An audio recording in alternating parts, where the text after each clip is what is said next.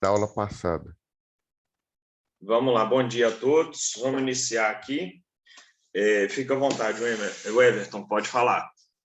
É só uma curiosidade, é questão do ITCMD no divórcio que o senhor falou. E se não fez o ITCMD e tal, ficou 50% do imóvel para cada parte, né? Uhum. E se o casal não fez esse ITCMD, na hora de vender o imóvel, as duas partes assinaram e tudo. Mesmo assim, o cartório vai pedir essa certidão de desoneração? Joia, vamos lá, Everton. É legal essa pergunta sua, é muito importante, porque às vezes a gente acha que como foi consensual, não teve briga, não teve problema nenhum, né? Simplesmente resolve-se perante o cartório, tá? Então vamos lembrar uma situação. Quando eu compro um imóvel, se eu sou casado, se o meu cliente é casado, ele compra lá e no contrato vai mostrar lá, vai falar que quem são os compradores. Então, João casado com Maria, sob regime tal, etc. e tal. Então vai aparecer lá no registro do imóvel que o João e Maria são os adquirentes, se tornaram proprietários e o regime deles é de casamento. Tá? Vamos falar aí o regime geral, que é a comunhão parcial de bens. Tranquilo até aí? Belezinha? Tranquilo, beleza. Então, joia. Essa é a primeira situação. Aí nós temos uma outra situação, que é justamente o seguinte: a gente começar a analisar aí, né, justamente a figura, a condição, vamos falar assim, a condicionante justamente do João e Maria, que são casados aí pelo regime geral do casamento deles, né? E eles vão e divorciam. E lá, de comum acordo, eles colocam no divórcio que 50% do imóvel é do João e 50% é da Maria. E não fazem o ITCMD, né? Eles não cumprem, não fazem ali o ITCMD quanto a essa situação. E aí, simplesmente, o João e Maria vendem um imóvel, chega lá no cartório e apresenta aí a escritura que eles queriam ter lavrado, ou pede para lavrar a escritura aí de venda, né? Uma das coisas que o cartório pede quando a gente vai alienar um bem é ou a nossa certidão de nascimento atualizada ou de casamento atualizada, né? Por quê? Porque se você divorciou, você registrou lá a certidão de casamento que você divorciou perante um divórcio tal, processo número tal, ou administrativo, cartorário, ou judicial. E aí ele vai virar e falar, olha, está verbado aqui que vocês divorciaram. Cadê o formal de partilha do divórcio? Ah, não fiz. Ah, então você tem que fazer. Por quê? Qual que é a importância do formal de partilha? Mesmo que não gere valor a pagar, igual eu expliquei na aula para vocês, pelo fato de eu ter uma situação a qual essa situação me traz aí uma condicionante a qual eu não tenho que pagar necessariamente, mas o formal de partilha e vamos falar assim, o formal de partilha do divórcio, ele é extremamente necessário e importante justamente e tão somente para mostrar se a partilha foi feita certinho.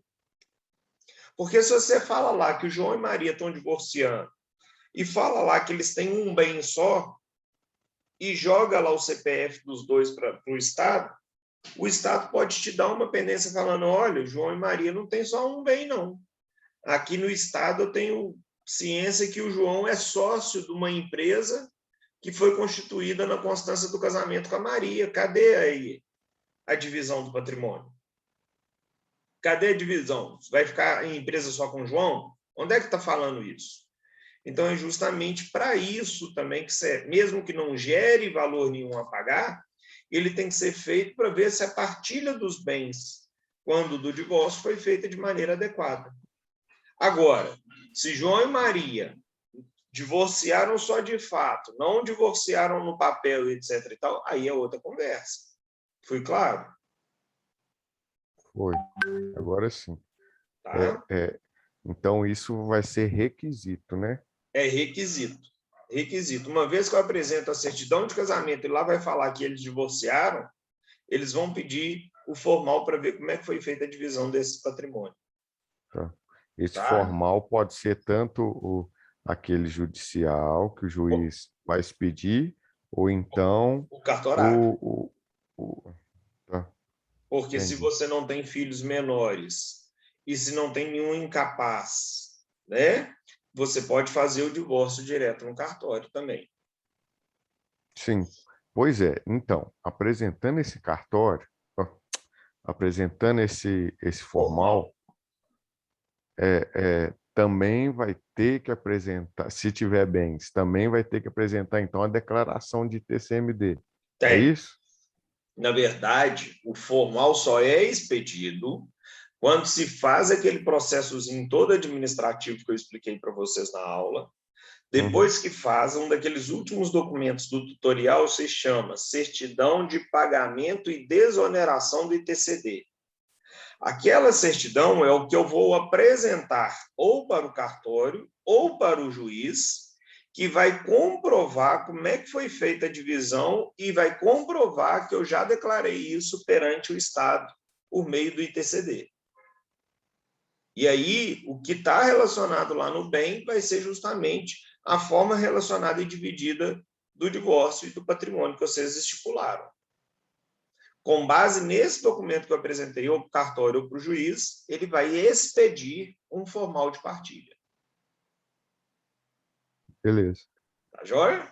E aí, com Vai. esse formal, você vai levar no cartório onde existe o imóvel, o cartório recebe esse formal, vai te pedir as custas lá para fazer o registro, vai te pedir uns 15 dias para análise, e aí, depois dos 15 dias, se tiver tudo ok, o cartório te entrega o formal carimbado, falando que foi feito o registro e te dá uma cópia do registro atualizado, mostrando que agora o imóvel que era do João e da Maria ficou só para Maria, conforme sentença e formal de partilha do processo tal. Entendi. Tá ok? Assim que funciona na prática. E por isso da importância de ter isso. Ah, professor, não fiz, e aí? E aí que no dia que vender vai ter que desarquivar o processo e fazer. Tá? Então, essa é a grande diferença e a grande importância aí da gente lembrar do ITCMD quando do divórcio aí também, tá bom? Tá bom, tranquilo. Mais alguma dúvida? E quanto ao IPVA também? Até a Aline chegar. Mais alguém teve alguma dúvida? O IPVA é só questão da alíquota, né? Que parece que na lei não é estipulado. Então, por isso que cada estado trabalha com uma alíquota diferente. É isso? Isso, na verdade, é o seguinte: não há resoluções no Senado Federal acerca do IPVA. E aí aplica-se aquele artigo 24 da Constituição, parágrafo 3º, que fala que todo Estado tem a sua competência plena. Então, cada Estado estipula a alíquota como quer e como entende. Então, por isso dessas diferenciações e dessa guerra tributária. Exemplo, entre Minas Gerais e Espírito Santo. Aqui o nosso carro de passeio paga 4% de IPVA, no Espírito Santo paga 2%. Então, vai depender de local para local. Beleza. Tá?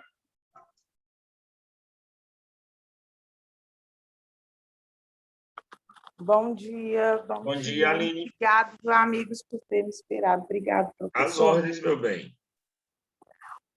Professor, a minha dúvida é em relação ao artigo 2º, parágrafo 3º, que vou ler para você, tá bom? Tá.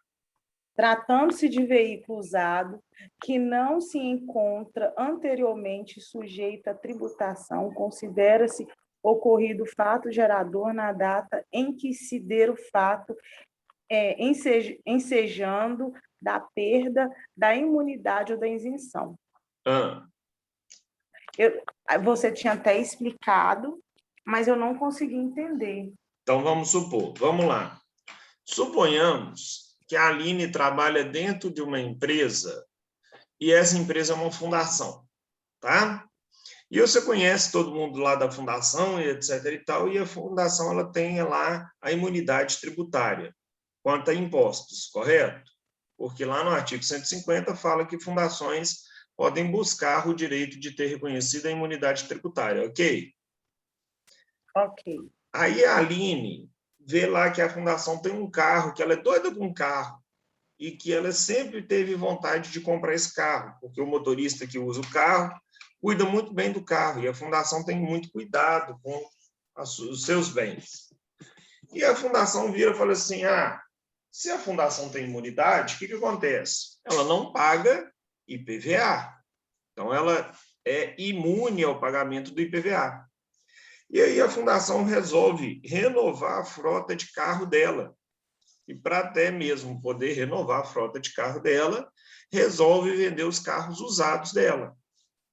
Então, o carro lá tem 4 anos de uso, a Aline vai lá e compra este carro para ela. Ou seja, o carro sai de uma pessoa jurídica, fundação, que tinha imunidade, e vai para a Aline, pessoa física, que não tem nenhum tipo de benefício tributário. Correto? Até aí? Correto. E vamos supor que esse carro vale R$50 mil, que a Aline, o preço de tabela dele que a Aline está pagando. R$50 mil vezes 4%, que é a alíquota do IPVA nosso, dá R$2 mil, tá? E vamos supor, então, o IPVA por ano desse carro seria R$2 mil. Só que a fundação não pagou porque ela é imune. E bem no meio do ano, a Aline compra este carro.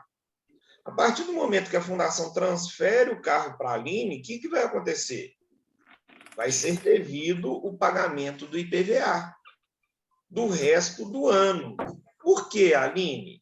Porque o carro deixa de ser de uma pessoa jurídica que tinha imunidade tributária e passa a ser de uma pessoa física que não tem nenhum tipo de benefício tributário. Então, é isso que o artigo fala. O artigo vem e fala, tratando-se de veículo usado, que não encontrava a tributação. Por que ele não encontrava? Ou porque ele tinha isenção, ou porque ele tinha imunidade. Considera-se o ocorrido fato gerador. Qual que é a regra geral do fato gerador do veículo usado? Todo dia, 1º de janeiro de cada ano. Mas esse parágrafo é uma exceção à regra. Se é um carro que tem isenção ou imunidade e ele é vendido, o fato gerador do IPVA não vai se dar no dia 1º de janeiro, mas sim na data que ele for vendido. Porque quando ele for vendido, transferido, vai ocorrer a perda da isenção ou imunidade aqui que a gente está trabalhando. Entendi. Professor, como é feito esse cálculo? Ele é feito sobre o valor de tabela do veículo na tabela FIP. Ok. Tá? Ok. É de ofício, né? Então... De ofício. Você não participa da elaboração desse cálculo. Esse cálculo é feito. É a mesma coisa, vamos supor, o Eduardo e a Aline têm o mesmo carro, mesmo ano, mesmo modelo. E o nosso carro vale R$50 mil de cada um. Só que o Eduardo é todo largado para carro. E a Aline é toda cuidadosa e tem lá um som de R$20 mil no carro. Então, ou seja, o carro da Aline vale muito mais se ele for comercializado. Mas a gente vai pagar o mesmo IPVA? Vai, porque o que considera-se é modelo, ano e categoria do veículo. E não se ele está conservado ou se não está conservado. Então, é um lançamento de ofício. O fisco, com as informações que ele tem, ele utiliza dessas informações e procede ao lançamento do tributo devido. Entendi. Professor, outra pergunta. Só um minutinho. O Emerson coloca aqui. Professor, no caso de carros de locação, o IPVA é cobrado normal? Como para o cidadão comum? Não. Dentro aí da lei, o Emerson, lá em questões de isenções, vem e fala justamente, isenções não, das alíquotas. Quer ver? Deixa eu achar aqui para você, que fica mais fácil. Aqui, ó. A base de cálculo, artigo 7º da lei estadual. Tá? A base de cálculo. Espera aí. Aqui, ó. Artigo 10. As alíquotas de IPVA são, inciso 3, 1% para veículos destinados à locação de propriedade de pessoa jurídica que preencha pelo menos um dos seguintes requisitos. Então, ele tem que cumprir atividade exclusiva de locação, oferir receita líquida bruta com essa atividade de locação de mais de 50%, ou então utilizar no mínimo 2.000 veículos registrados no Estado. Por isso, dessa diferenciação. Ok? E tem que cumprir um desses 3 requisitos aí. Diga, Aline. Professor, eu ia perguntar para você como é feita essa isenção, né? Porque muita gente compra o carro, mas em nome de uma pessoa especial, né? Mas Isso. não é aquela pessoa especial que usa, né? É exatamente o carro que vai conduzir, né, o veículo. Como é feito esse processo? Esse processo é um processo, vamos falar assim, burocrático, mas é normal ele ser burocrático, mas é um processo que não é impossível de ser feito e falta muito profissional habilitado para fazer esse tipo de processo. Falo porque eu já fiz uma vez esse procedimento, tá? Como é que começa essa situação? A primeira coisa que você tem que fazer é entrar no site da Receita Federal e tirar os formulários lá para aquisição de veículos com isenção do IPI, porque a gente, quando compra carro, a gente paga um alto valor de IPI, que é produto industrializados, tá? Esse formulário você vai levar para o médico vai preencher, você vai dar entrada na Receita Federal e a Receita Federal vai justamente aceitar ou não. Se ela aceita, ok, ela já te deu ali a isenção do IPI para comprar carro zero. Se ela não te deu, você vai ver por quê e vai sanar esse problema. Além desse formulário, que é utilizado na Receita Federal do Brasil, você tem que tirar o formulário no estado que você vai comprar o carro. Então, exemplo, se eu vou comprar um carro na Fiat e eu estou localizado em Minas, eu vou tirar apenas o formulário do estado de Minas Gerais. Se eu vou comprar um carro em Minas, mas a fábrica está situada em São Paulo, eu tenho que tirar o formulário de Minas e de São Paulo de ICMS, porque o ICMS é um imposto estadual, tá? E aí, eu tenho, turma, literalmente que, né, dar entrada também neste formulário nos estados ou no estado, preenchido pelo médico e com todos os documentos pertinentes. O estado analisa e te dá a isenção ou não te dá a isenção. Ah, professor, mas o PCD que eu estou entrando para ele não dirige. Não tem problema. Várias pessoas que têm necessidades especiais não dirigem. Então, quando você compra este carro, uma das coisas que o Estado te obriga a fazer é indicar e nomear quem serão as pessoas responsáveis por esse veículo e que vão dirigir. Então, eu comprei para fulana. A fulana não pode dirigir, mas ela é necessidade especial. Eu vou colocar quem? O marido, o filho, ou o pai, ou a mãe, as pessoas que cuidam dessa pessoa que vão utilizar o carro. Tá? Então, o procedimento é esse. Beleza, chegou o carro, eu faço o mesmo procedimento e peço no Estado a extensão da isenção do ICMS para o IPVA. Tá? Então, é um processo burocrático, devagar, mas que falta muito profissional, falta muita gente gabaritada para mexer, e é muito bacana, porque é um trabalho de formiguinha que, quando você pega o jeito em orientar seu cliente, providenciar a documentação, você ganha muito dinheiro. Você cobra aí um salário mínimo para fazer esse serviço inicial, e aí você tem também, de acordo com a concessionária e o carro que ele vai comprar, você também recebe um comissionamento sobre a venda disso. Então, você ganha 2 vezes. Você ganha na prestação de serviço para o seu cliente e você ganha também da concessionária que te indica também e ela te paga uma comissão pela venda do veículo 0 quilômetro. Então, é legal. Eu conheço um vendedor, um gerente de uma concessionária zero, quero elaborar esse trabalho e desenvolver esse trabalho para eles.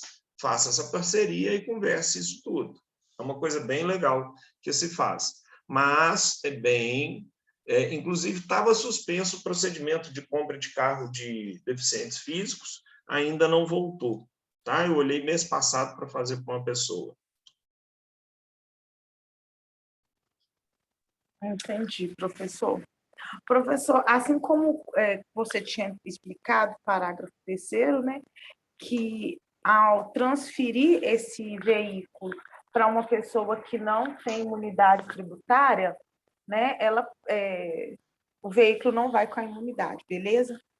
E se a pessoa tiver uma imunidade tributária comprando um carro usado de quem não tem? Como fica? Não adianta. Por quê? Porque quando você paga os impostos deste carro, você paga quando você compra ele 0 km.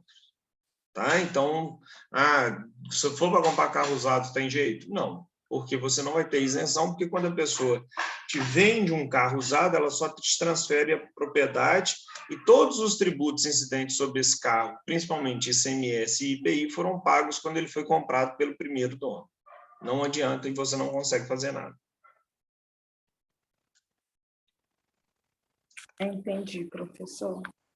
Posso continuar nas dúvidas? Claro, pode não, deve. Professor, você também falou a questão, né, do quando o carro é furtado, e aí a gente pode pedir, então, a restituição, né, do valor do IPVA, né, restante. Isso. Como é feito esse procedimento, professor? O pessoal acha que isso é difícil, gente. Não é difícil. O procedimento é muito bacana.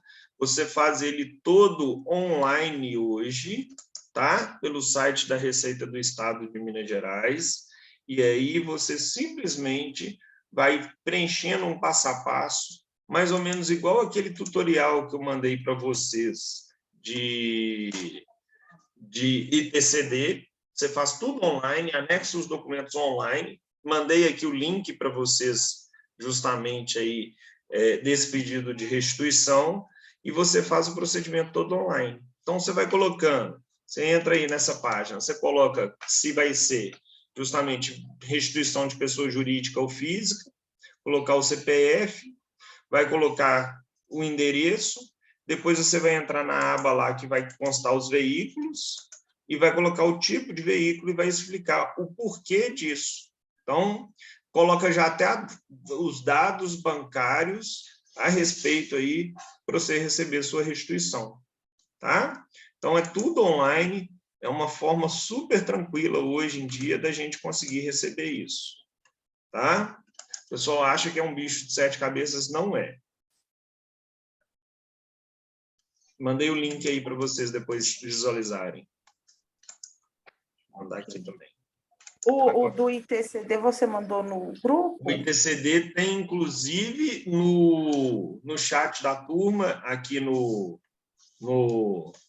material. O material, o passo a passo também. Eu vou até replicar aqui, ó. Coloquei de novo, também no WhatsApp. Tá ok, professor.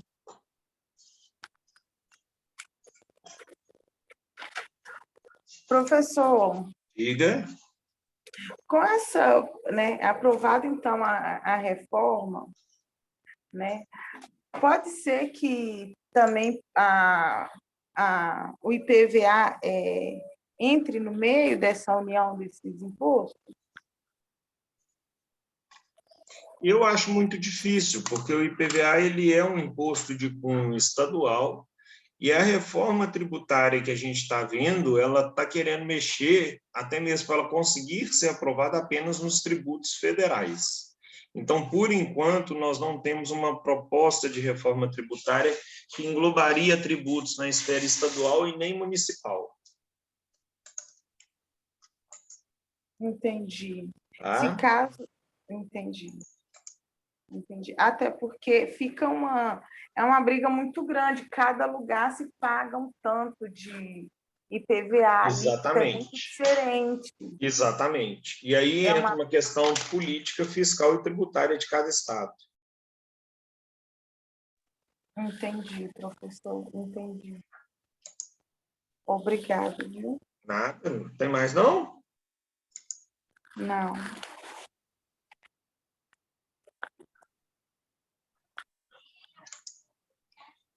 E aí, gente, mais alguém? Professor. Diga, pode falar.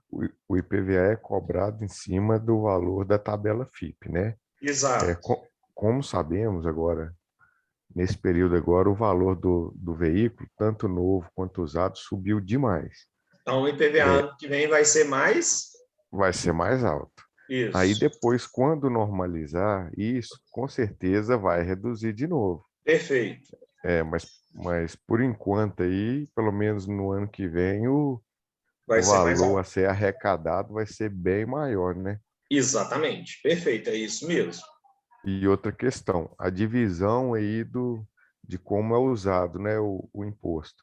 Uhum. 50% do estado e 50% é do município que o carro tá emplacado, né? Exatamente. Quem recolhe, administra e fiscaliza sempre é o Estado, mas o Estado, quando recebe todo o valor, tem a obrigação de repassar 50% para o município que o veículo é licenciado. Entendi.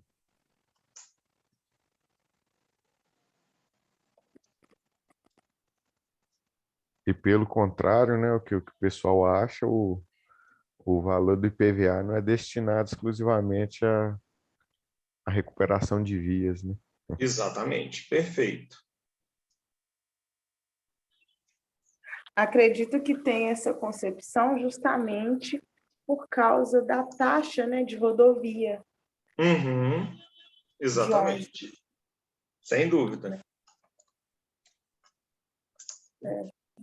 Professor, Hum. deixa eu falar, se eu compro, vamos supor, se eu emplaco meu carro num estado onde tem uma alíquota menor, quais são as sanções que eu incorro? Vamos supor, eu não sei qual. Todas. Vamos lá.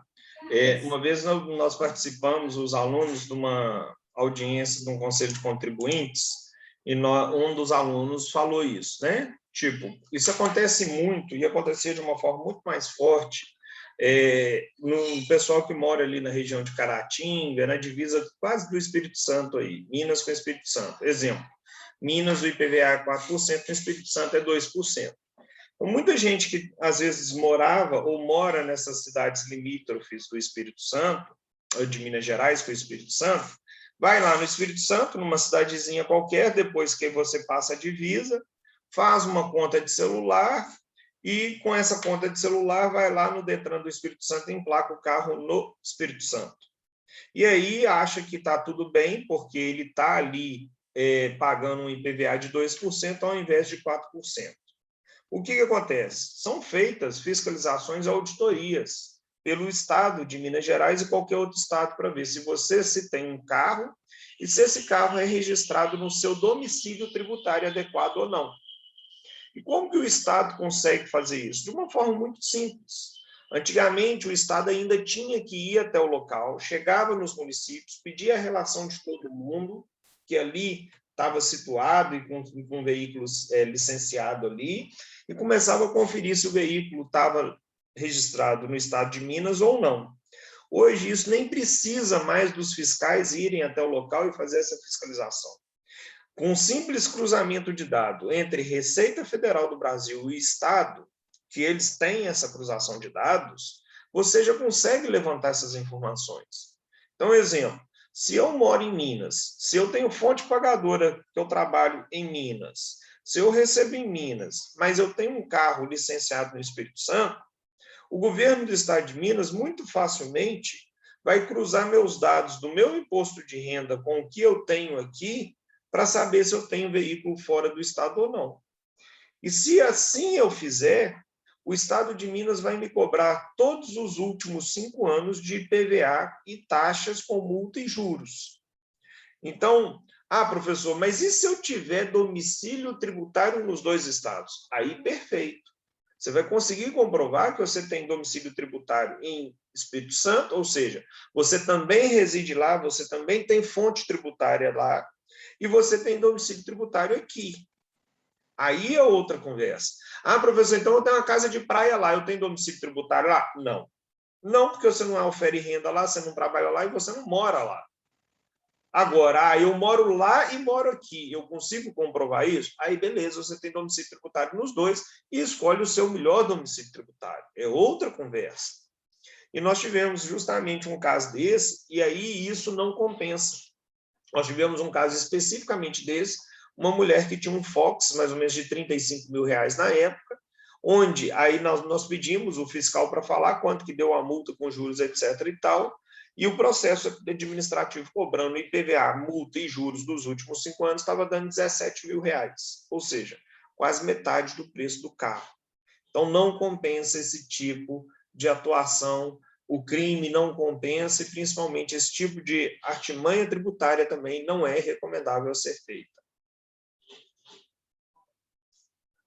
Ok, professor. Professor, e aí quando... Cabe recurso, professor? Nesse Claro, processo claro, igual a gente explicou semestre passado. Você tem o Conselho de Contribuintes, dentro do qual você pode impugnar e depois fazer um recurso, e caso você não tenha êxito no processo administrativo, você pode recorrer na justiça também.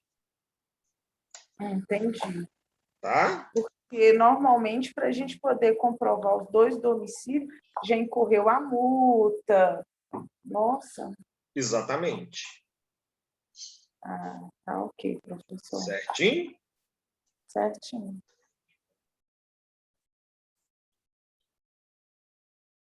Mais alguma dúvida, turma?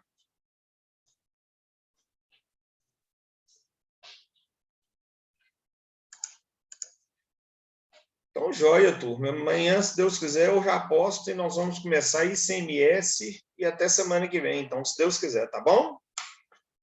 Até mais, professor. Um grande Tchau, tchau. abraço e um bom dia para Obrigado, vocês. professor. Obrigado, Bom dia, tchau. colegas. Às ordens.